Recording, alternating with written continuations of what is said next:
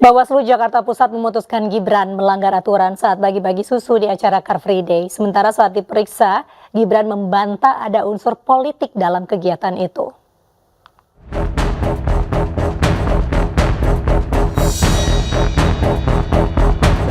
Bawaslu Jakarta Pusat memutuskan perkara Cawapres nomor urut 2 Gibran Raka Buming Raka yang membagikan susu di acara Car Free Day sebagai pelanggaran.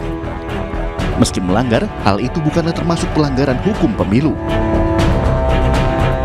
Dalam surat putusannya, Bawaslu Jakarta Pusat meneruskan hasil temuan ke Bawaslu DKI Jakarta untuk memberikan rekomendasi kepada instansi terkait. Bawaslu Jakarta Pusat menduga kegiatan bagi-bagi susu itu terdapat unsur kepentingan politik dengan melibatkan calon anggota legislatif dan cawapres yang didukung parpol. Sementara usai diperiksa Bawaslu Jakarta Pusat Rabu siang, Gibran mengklaim tidak ada muatan politik dalam kegiatan bagi-bagi susu yang dilakukannya. Namun Gibran menerima putusan Bawaslu Jakarta Pusat. Ia pun akan mengevaluasi kegiatan pembagian susu.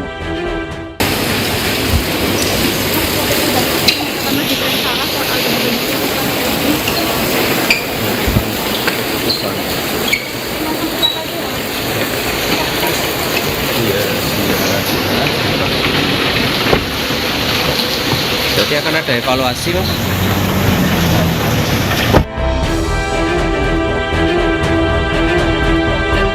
Sebelumnya Bawaslu Pusat telah jauh-jauh hari memutuskan bahwa kegiatan Gibran di Car Free Day bukanlah pelanggaran.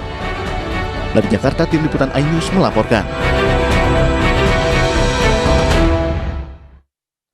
Pemirsa, 6 oknum TNI sudah ditetapkan sebagai tersangka dalam kasus pengeroyokan terhadap relawan Ganjar Mahfud di Boyolali, Jawa Tengah. Kadis Penat Brigjen TNI Kristomai Sianturi pun berbincang dengan salah satu korban dan mengaturkan permohonan maaf bagi warga Boyolali. Ingin tahu Pak, versi Bapak, apa sebetulnya yang terjadi waktu itu Pak? Ketika saya pulang dari acara sosialisasi Pak Ganjar, saya di acara di lampu merah, saya dihampiri oleh 2 orang Pak. Hampir 2 orang, lalu saya dipukulin di lampu merah itu tersebut, lalu saya dimasukkan ke pos penjagaan Pak. Sempat dibawa ke pos penjagaan? Dibawa ke pos penjagaan. Oke. Di dalam saya disuruh buka baju. Terus di dalam pos penjagaan tersebut saya sempat dipukulin juga Pak. Oke. Di area kepala, badan. Tunggu dulu, sampai di sana alasannya waktu itu apa sampai dibawa ke pos penjagaan Pak? Nggak ada dialog apa-apa Pak. Ditarik aja begitu? Iya, langsung dimasukkan ke pos penjagaan tersebut. Bapak sempat tanya? Nggak sempat tanya saya Pak. Oke. Saya dipukulin terus. Ada waktu itu sendiri Pak atau ada teman yang lain atau rekan yang lain? Pertama sendiri saya Pak. Oke. Waktu itu sendiri dan ternyata ketika Ya. di pos penjagaan ternyata lebih dari 1 orang, gitu Pak? Iya. Setelah saya itu selang beberapa saat ada teman-teman saya yang menuju ke pos penjagaan tersebut Pak. Apa yang waktu itu disampaikan? Tentu saja nggak serta-merta dong, tiba-tiba langsung tarik, langsung pukulin dan lain sebagainya. Barangkali ada umpatan atau semacam informasi, bahasa yang disampaikan oleh oknum waktu itu? Nggak ada kata-kata apapun Pak. Oh. Oke. Kalau waktu itu, ini Pak, informasinya kan simpang siur, tapi kami harus juga pastikan. Apakah Anda salah satu pengendara sepeda motor yang menggunakan knalpot bising? Iya. Tapi posisi di lampu merah itu saya nggak geber-geber knalpot saya Pak. Oke. Dan posisi lampu merah itu berdekatan ya dengan Iya, berdekatan. markas TNI waktu itu. Iya, berdekatan Pak. Oke. Dan waktu itu ada peringatan nggak ke teman-teman Bapak supaya nggak bising, supaya nggak geber-geber sepeda motor gitu? Nggak ada peringatan apapun, nggak ada kata-kata apapun Pak. Apa yang terjadi di sini tentu saja sudah diambil tindakan yang cepat dan terukur tentu saja oleh petugas untuk memastikan 6 orang menjadi tersangka. Tapi disebutkan pelakunya tidak hanya 6 orang, Pak. Bagaimana penjelasannya? Oke, jadi sebelumnya pimpinan TNI Angkatan Darat mengucapkan permohonan maaf kepada masyarakat Boyolali atas terjadinya kasus penganiayaan atau main hakim sendiri dari Oknum Project Kompis 8B Yonip 408 Subrasta. Dan kami juga berdoa atau berharap agar Mas Slamet Andono dan teman-teman yang menderita luka-luka bisa segera pulih kembali, Mas. Gitu ya. Kemudian kejadian ini memang terjadi pada tanggal 30 Desember 2023 sekira pukul 11 gitu ya. Jadi pada saat itu anggota kita ini sedang bermain poli atau olahraga, kan itu hari libur ya. Betul. Nah, kemudian mereka melihat ada konvoi yang melalui Jalan Perintis Kemerdekaan, itu persis tepat di depan markas Kompis 8B yang 408 gitu ya. Nah, kalau memang di rekaman itu sendiri, rekaman CCTV yang kita lihat itu, sepintas langsung anggota melakukan pemukulan terhadap teman-teman tadi, gitu, tadi ya, gitu ya. Tetapi kan proses ini tidak hanya 30 detik itu kalau kita lihat di CCTV. Ada proses sebelumnya, gitu. Jadi kan konvoi ini juga panjang, tidak hanya konvoi hanya yang terekam di CCTV itu tadi. Nah, jadi hasil pemeriksaan kita menyatakan kepada anggota tadi, oknum tadi, bahwa mereka sudah mengingatkan yang mungkin yang rangkaian depan ya, jangan geber-geber di depan kami, depan markas kami ini. Jadi ada upaya peringatan tadi baru disampaikan. Kalau yang dari keterangan yang kita dapat, termasuk dari masyarakat dan sekitarnya juga, mereka menginginkan jangan sampai ada geber-geber itu di depan markasnya Yonip 8 tadi gitu. Penyampaian itu disampaikan ke siapa, Pak? Apa? Penyampaian peringatan itu disampaikan ke siapa? Itu kan rombongan banyak. Rombongan panjang, depan dan belakang gitu ya. Mungkin kayak Mas Slamet Andono saya nggak tahu posisinya ada di mana dia. Nah, jadi gitu. Kemudian akhirnya karena masih berlalu mungkin puncak kekesalan mereka, nah terjadilah kasus penganiayaan ini. Nah ini memang kita sayangkan terjadi kasus penganiayaan, kasus main hakim sendiri. Itu tidak bisa kita benarkan. Gitu. Apapun ceritanya tidak bisa benarkan. Dan atas perintah dari pimpinan TNI Angkatan Darat, kita dengan cepat merespon, kita tangkap, langsung kita tangkap, kita tahan untuk melakukan proses hukum. Kemarin ada 15 orang yang sudah kita tahan. Ada 15 orang untuk kita mintai keterangan, ya, ditahan di Madenpom 4 Surakarta, gitu ya. Tetapi dari 15 orang ini setelah dimintai keterangan di berita acara pemeriksaan kan kita lihat siapa yang terlibat langsung melakukan pemukulan, siapa yang mendorong, siapa yang tidak atau yang sekedar ikutan. Ternyata di antara 15 orang ini ada juga yang ikut melerai, artinya menahan dari teman-teman yang lain untuk tidak mukul. Dan mereka tidak terlibat di situ gitu. Tapi yang memukul, menendang, menyeret ada, makanya sekarang sudah ditetapkan status tersangka ada 6 orang, yaitu Prada YE, Prada PM, Prada AP, Prada JC, Prada F. Pemirsa, Ganjar Pranowo, calon presiden Partai Perindo nomor urut 3 menemui para petani di Blora, Jawa Tengah. Ganjar Pranowo menyerap aspirasi para petani dan menyoroti tingginya harga beras.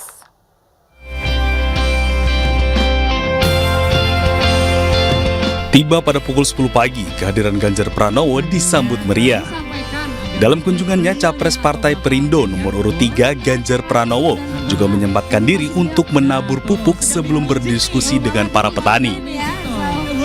Dalam diskusi santai, Ganjar menyerap segala aspirasi petani serta menyoroti harga beras yang masih tinggi. Ya sebenarnya kalau kita ingin produksinya berlebih atau produksinya sesuai dengan target atau kualitasnya meningkat, maka mesti ada modernisasi. Bisa dengan mekanisasi, menggunakan asintan yang baik, saprotan-saprodinya dipenuhi, sehingga kemudian cara budidaya kita akan makin berkualitas sehingga produktivitas tinggi. Kalau produktivitas tinggi, akhirnya suplai kita akan cukup dan harga beras tidak tinggi seperti sekarang yang nggak mau turun-turun. Inilah yang kita mesti perhatian. Maka kita mesti punya komitmen sungguh-sungguh bahwa di sisi hulu pertanian pupuknya subsidinya jangan dikurangi. Memang masyarakatnya butuh kok. Datanya saja yang diperbaiki agar penyalurnya tepat sasaran. Menurut Ganjar, para petani harus memanfaatkan modernisasi untuk meningkatkan produksi dan menghasilkan budidaya yang semakin berkualitas.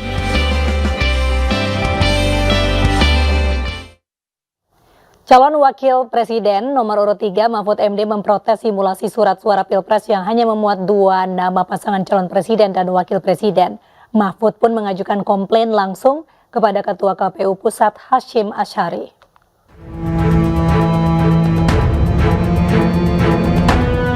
Menko Polhukam yang juga cawapres nomor urut 3, Mahfud MD telah mengajukan komplain kepada KPU atas simulasi surat suara yang hanya menampilkan 2 kolom paslon presiden dan wakil presiden.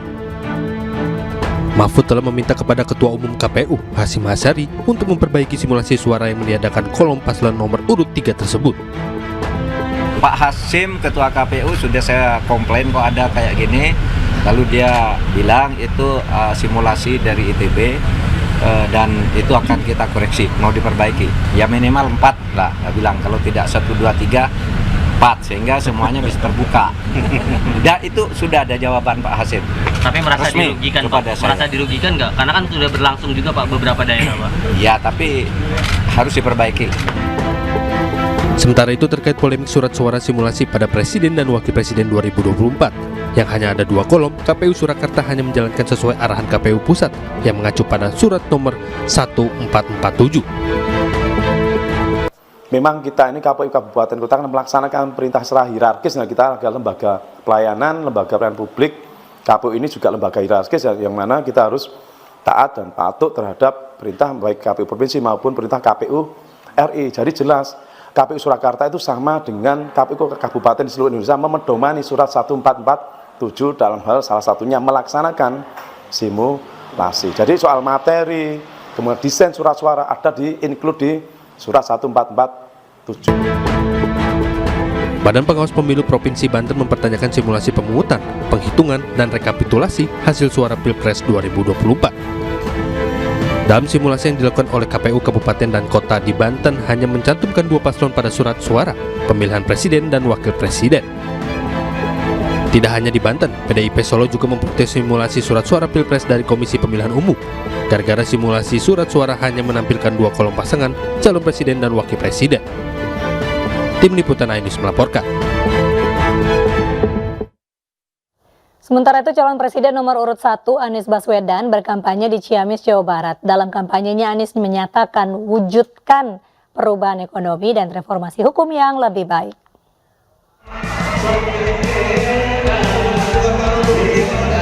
Kedatangan Capres nomor urut 1 Anies Baswedan disambut riuh pendukungnya di Gedung Islamic Center Ciamis, Jawa Barat.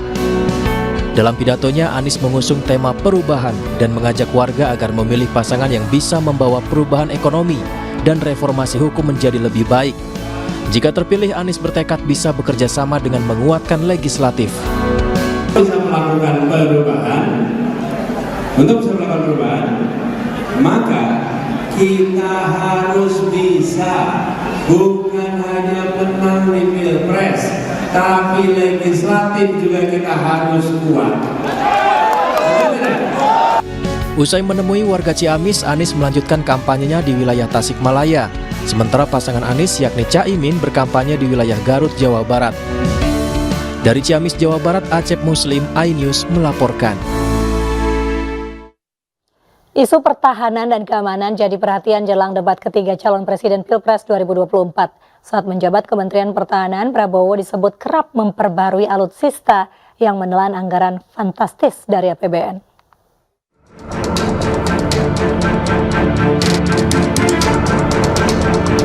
Isu pertahanan dan keamanan menjadi sorotan dalam debat ketiga calon presiden Pilpres 2024. Hal tersebut terjadi karena Capres Prabowo menjabat sebagai Menteri Pertahanan. Berdasarkan data Kementerian Keuangan, anggaran Kemhan sejak Prabowo menjabat melonjak 28%. Anggaran Kementerian Pertahanan periode 2020 atau 2024 telah disepakati 20,75 miliar dolar Amerika Serikat atau sekitar 325 triliun rupiah. Namun 2020 hingga 2024 naik menjadi 25 miliar dolar atau setara 386 triliun rupiah. Pada tahun 2018, anggaran Kemhan sebesar 106,68 triliun rupiah dan pada tahun 2020, anggaran Kemhan menjadi 136,87 triliun rupiah. Sedangkan anggaran Kemhan pada periode 2020 hingga 2024 mencapai hampir 700 triliun rupiah. Anggaran pertahanan naik 4 miliar dolar Amerika Serikat atau sekitar 61,7 triliun rupiah. Menteri Keuangan Sri Mulyani menjelaskan peningkatan anggaran alutsista Kementerian Pertahanan berasal dari pinjaman luar negeri.